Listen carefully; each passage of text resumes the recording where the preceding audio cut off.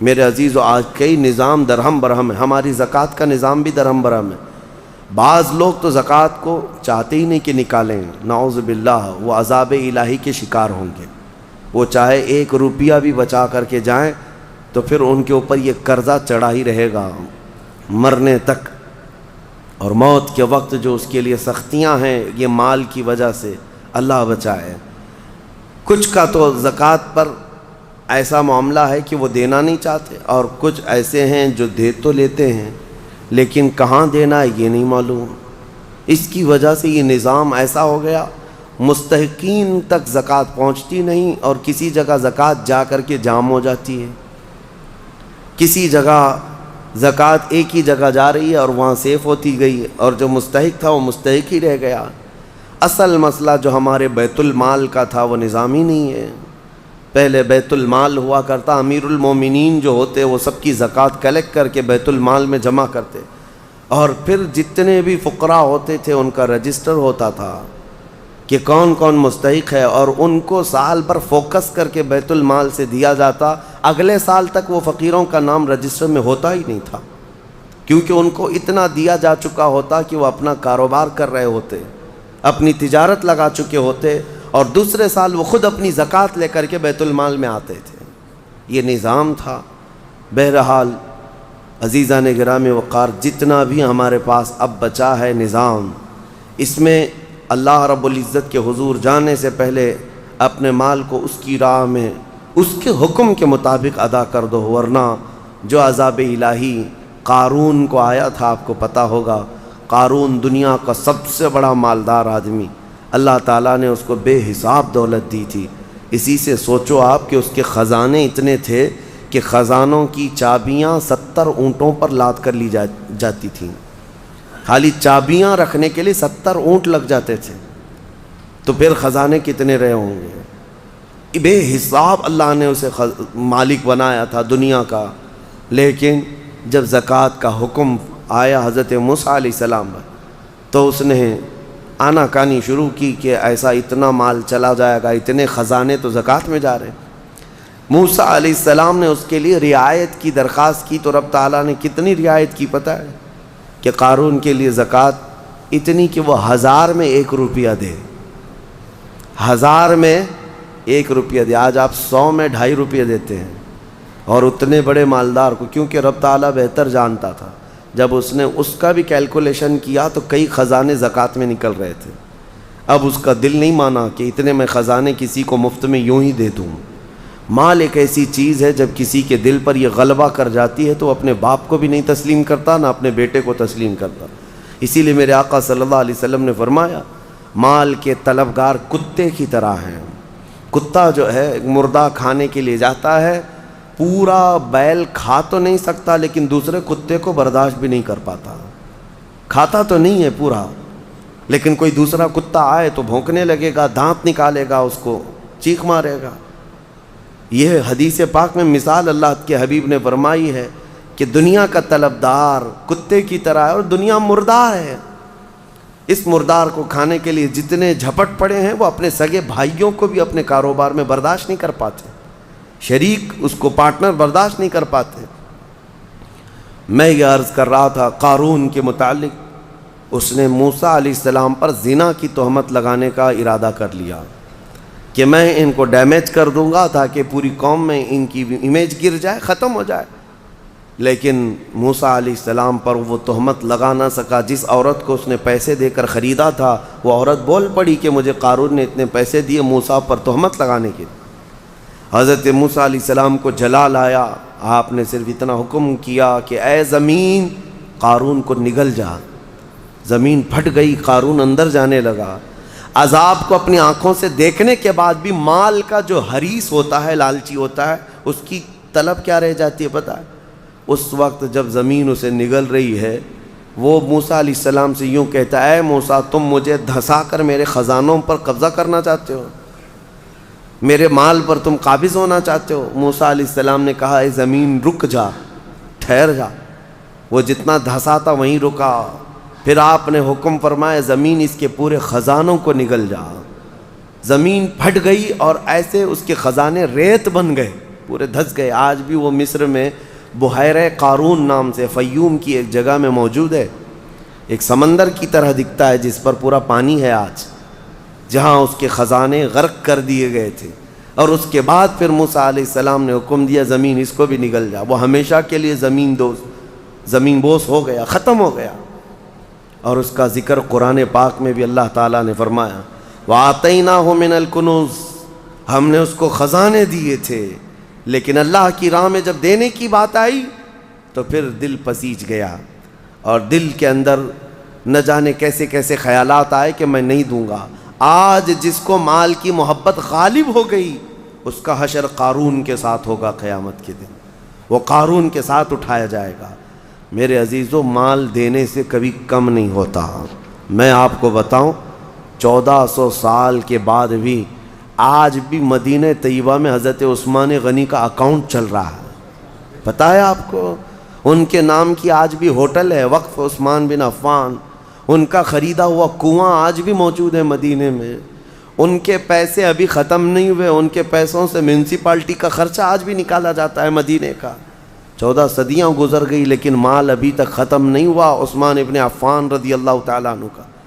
سنا ہے کہ ان کا کھاتا بھی چلتا ہے اور اس کو ہمیشہ ترقی دی جاتی رہتی ہے. میں یہ پوچھنا چاہتا ہوں میرے عزیزو, اللہ کی راہ میں دینے والے وہ عثمان ابن عفان جن کے لیے میرے آقا صلی اللہ علیہ وسلم نے دعا کی تھی. جب جیش العسرہ جنگ تبوک میں جا رہے تھے, نبی پاک صلی اللہ تعالیٰ علیہ وسلم نے اعلان فرمایا کوئی ہے جو اللہ کی راہ میں اپنا مال خرچ کرے. حضرت عثمان غنی رضی اللہ تعالیٰ عنہ نے اعلان کیا 1000 اونٹ میری جانب سے اور اتنا ہی ساز و سامان. پھر دوسری بار حضور پاک صلی اللہ علیہ وسلم نے اعلان فرمایا اور کوئی ہے. حضرت عثمان غنی دوبارہ اٹھتے ہیں اور کہتے ہیں 1000 اونٹ میری جانب سے اور اتنا ہی ساز و سامان. تیسری بار میرے آقا صلی اللہ علیہ وسلم نے پھر اعلان کیا کوئی اور اللہ کی راہ میں وقف کرے گا. حضرت عثمان غنی پھر اٹھتے ہیں اور کہتے ہیں 1000 اونٹ اور میری جانب سے. ایک محفل میں 3000 اونٹ ساز و سامان کے وقف کرنا.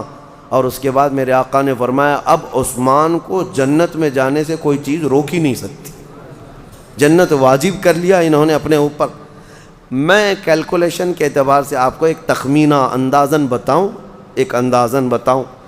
اس زمانے میں جو حضرت عثمان غنی نے ایک محفل میں وقف کیا تھا حضور پاک کے ایک فرمان پر, ایک محفل میں جو دیا تھا, آج کے حساب سے جب اس کو ٹیلی کیا جائے اور کیلکولیٹ کر کے اس کی آج کی قیمت لگائی جائے تو تقریباً 116 کروڑ روپے کی قیمت ہوتی ہے. 1 ارب 16 کروڑ آج کے دور کے اعتبار سے. وہ اونٹ, وہ ساز و سامان, وہ ساری چیزیں. ہے کوئی جو فرمان مصطفیٰ پر 120 کروڑ اپنا یوں ہی لگا دے اللہ اور اس کے رسول کے نام پر؟ اب یہاں سے یہ بھی اندازہ ہوتا ہے کہ اللہ تعالیٰ نے ان کو اس زمانے میں کتنا مال دیا تھا, لیکن کبھی انہوں نے اللہ کی راہ میں خرچ کرنے کے لیے بخالت سے کام کبھی نہیں لیا. کبھی کوئی کنجوسی نہیں, کبھی کوئی مال پر بیٹھ جانا سانپ کی طرح کوئی ایک جگہ بھی ہمیں نہیں دکھا سکتا. حتیٰ کہ ایک تجارت انہوں نے جو کی تھی, اللہ اکبر, وہ ایسی تجارت کہ مدینے میں جو ہے یہودی بڑے پیسے والے تھے. آج بھی پوری دنیا کو کریڈٹ پر جو چلا رہے ہیں یہ یہودی ہیں. ملٹی نیشنل کمپنیاں سب یہ اپنے پاس رکھتے ہیں. ورلڈ بینک ان کے پاس ہیں. پوری دنیا کی بڑی بڑی کمپنیاں جو آج آپ کو نظر آتی ہیں, وہ الیکٹرانک تمام چیزوں کو لیں یا پھر کھانے پینے کی چیزوں کو لیں یا استعمال کی چیزیں, بڑے لیول کی کمپنیاں جن پر یہ ڈیرا ڈال کر بیٹھے ہوئے ہیں. اور ان کا حال یہی ہے کہ لوگوں کو سود پر دو اور ان کا پورا مال کھینچ لو. اب ہر چیز پر کریڈٹ ہے نا. آپ کو تو کوئی چھوٹا سا سامان بھی لینا ہے تو آپ کو ادھار دے دیا جائے گا اور اس کے بدلے آپ کو سود لے لیا جائے گا. یہودیوں کے یہ فطرت میں برسوں سے ہے, آج سے نہیں. پوری دنیا کو یہ نوٹ پر لا کر کھڑا کی ہیں. پہلے نوٹ یہ پیسے نہیں تھے, یہ جو کاغذ کی نوٹ آج آپ دیکھتے ہیں, یہ اگر حکومت نے کہہ دیا کہ آج سے اس کی ویلیو نہیں تو کل سے تو اس کو کچرا اٹھانے کی بھی کام میں نہیں آئے گی. اس نوٹ کی قیمت کچھ نہیں ہے, صرف گورنمنٹ مانتی ہے کہ اس کی اتنی مالیت ہے تو ہم بھی چلا لیتے ہیں. ورنہ فی نفسی ہی اس نوٹ کی کوئی ویلیو نہیں. پہلے جو سکے ہوتے تھے وہ سونے اور چاندی کے ہوا کرتے. حکومت آئے جائے لیکن سونے کی اپنی قیمت تو ہوتی تھی. کوئی حکومت چلی بھی جائے، سونے کے سکے آپ کے پاس ہیں، چاندی کے سکے آپ کے پاس ہیں، بس اس کا نقشہ ہی تو مٹانا ہے، میلٹ کر کے دوسرا بنا لیتے ہیں. لیکن انہوں نے پوری دنیا سے یہ درہم و دینار کو ختم کیا اور نوٹ پہ لا کر کھڑا کیا. اس کی وجہ یہی تھی کہ نوٹوں کے ذریعے سے ان کو اتنا مالدار بنایا جائے. اچانک ایک دن جیسے یہاں اعلان ہوا تھا، کہہ دیا جائے کہ نوٹوں کی کوئی ویلیو نہیں ہے، سب کے سب فقیر ہو جائیں گے، سب کے سب فقیر، کسی کے پاس کچھ نہ رہے. اس زمانے میں مدینہ طیبہ میں یہ یہودی یوں کرتے تھے کہ جو تجارت کا قافلہ ملک شام سے آتا تھا مدینے میں مال بیچنے کے لیے، تو یہ مدینے سے کچھ میل دور جا کر کے پورا مال خرید لیتے تھے اور خرید کر کے مدینے میں لا کر کے اس کو جمع کرتے. پھر 8-10 دن کے بعد اس مال کو ڈبل ٹبل نہیں، پتہ نہیں کتنے کتنے داموں سے یہاں مدینے والوں کو بیچتے تھے. بہت مہنگی چیزیں یہاں مدینے میں بیچتے، لوگ مجبوراً وہ سامان خریدتے. ایسے حالات تھے. ایک بار ہوا یہ کہ حضرت عثمان غنی کو جب یہ چیزیں، ان کی حالتیں معلوم تھیں، تو قافلہ ملک شام سے تجارت کا آ رہا تھا. ابھی بہت دور تھا، حضرت عثمان غنی نے جا کر پورا قافلہ خرید لیا، پورا مال خرید لیا. اور خرید کر کے جب مدینے آئے، یہودیوں کو پتہ چلا کہ ہم تو لیٹ ہو گئے ہیں. اب پھر سب کے سب دوڑے دوڑے آئے حضرت عثمان غنی کے پاس. دیکھو تمہارا تو یہ کام ہے نہیں، ہم برسوں سے یہ کام کر رہے ہیں، تم اپنا یہ مال بیچ دو. حضرت عثمان غنی نے کہا میں نے خریدا ہے، اب میں بیچوں گا، میں تجارت کے لیے لیا ہوں.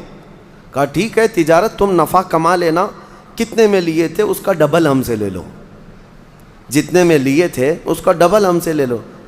یعنی اگر تم نے 1 لاکھ کی یہ پوری مالیت کا قافلہ خریدا ہے تو ہم سے 2 لاکھ لے لو. حضرت عثمان غنی نے کہا کہ میں اتنے کم نفع میں نہیں بیچوں گا اپنا مال. تو پھر وہ بحث و مباحثے کے بعد بڑھاتے ہیں، اچھا 2 گنا لے لو، 1 لاکھ روپے کی قیمت کا ہے تو ہم سے 3 لاکھ روپے لے لو، 2 نہیں 3 لاکھ روپے لے لو. حضرت عثمان غنی نے کہا نہیں میں اتنے کم نفع میں نہیں بیچوں گا. پھر بحث ہوتی رہی، 3 گنا پر آئے. اب اسی سے اندازہ لگاؤ کہ وہ 3 گنا حضرت عثمان غنی سے خرید رہے ہیں تو پھر مدینے والوں کو کتنوں میں بیچیں گے.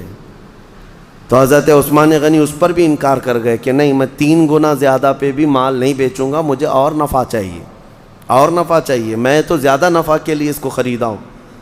وہ بحث کرتے کرتے کرتے شام ہو گئی اور 5 گنا تک آ گئے اور دھمکی دینے لگے کہ ہم نے اتنے نفع میں تمہارے مال کی بولی لگائی کہ اب دوسرا کوئی تمہارا مال خریدے گا ہی نہیں. حضرت عثمان نے کہا مجھے کچھ فرق نہیں پڑتا، مجھے کچھ نہیں فرق پڑتا. تو جاتے جاتے کسی یہودی نے کہا 10 گنا زیادہ پہ دے دو گے، 1 لاکھ کا مال 10 لاکھ میں دے دو گے. حضرت عثمان غنی نے کہا جاؤ تم اپنے گھر، میں اتنے کم نفع میں نہیں بیچنے والا. یہ کیا بات ہوئی؟ بہت باتیں بنائی حضرت عثمان غنی کے خلاف یہودیوں نے. اس کے بعد 1 دن گزرا تھا، مدینے کے ایک میدان میں پورے قافلے کا غلہ، تجارت کا مال سب اتار دیا گیا.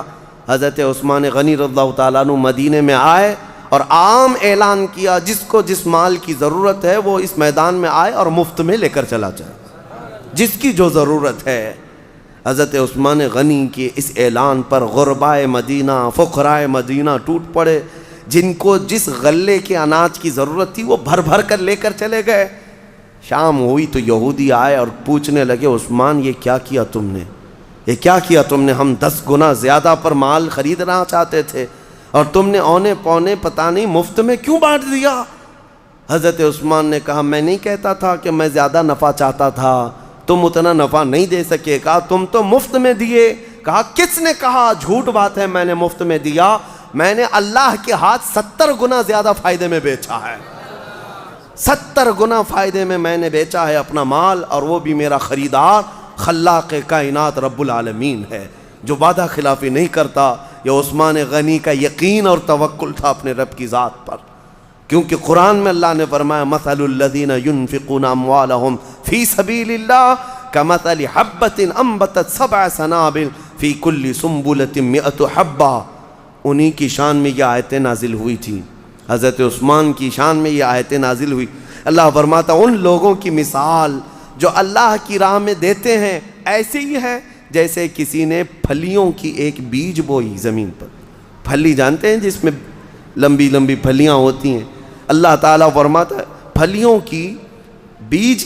پھلیوں کا بیج کسی نے بویا اور پھر جب وہ پودا اگ آیا تو اس پودے میں 70 بالیاں نکلیں، 70 پھلیاں نکلیں اور ہر پھلی میں 100 بیج، ہر پھلی میں 100 بیج. ایک بیج ڈالا تھا 70 پھلیاں نکلیں اور ہر پھلی میں 100 بیج. اللہ فرماتا ہے کہ اس کا مطلب یہ ہوا کہ ایک بیج ڈالا تو 70 پھلیاں نہیں آئیں بلکہ 700.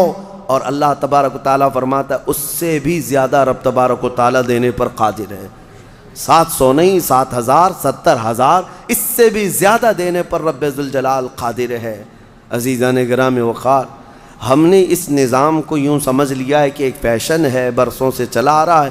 کچھ لوگ جو ہے کچھ ٹاول بانٹ دیے، کسی کو لنگیاں بانٹ دیے، کسی کو ٹوپیاں بانٹ دی اور سمجھتے ہیں زکوٰۃ ہو گئی، زکوٰۃ ہو گئی. اور کچھ عورتوں کو کپڑے بانٹ دیے، کچھ جگہ پر جو ہے کسی کو افطار کٹ دے دیا، یہ زکوٰۃ ہو گئی. کچھ چیزوں کا دکھاوا کر لینے سے زکوٰۃ نہیں ہوتی. زکوٰۃ کا مال پورا کا پورا حساب کرو، حساب کے ساتھ نکالو اور مستحق تک پہنچاؤ. یا اگر کسی کو وکیل بناتے ہو اپنی زکوٰۃ کا تو پھر اس وکیل کے ذریعے سے مستحق تک اس مال کو پہنچاؤ. آپ کو میں ایک بات بتا دوں، رب ذوالجلال تمہیں دنیا میں بھی کبھی شرمندہ ہونے نہیں دے گا اور آخرت میں بھی. بنی اسرائیل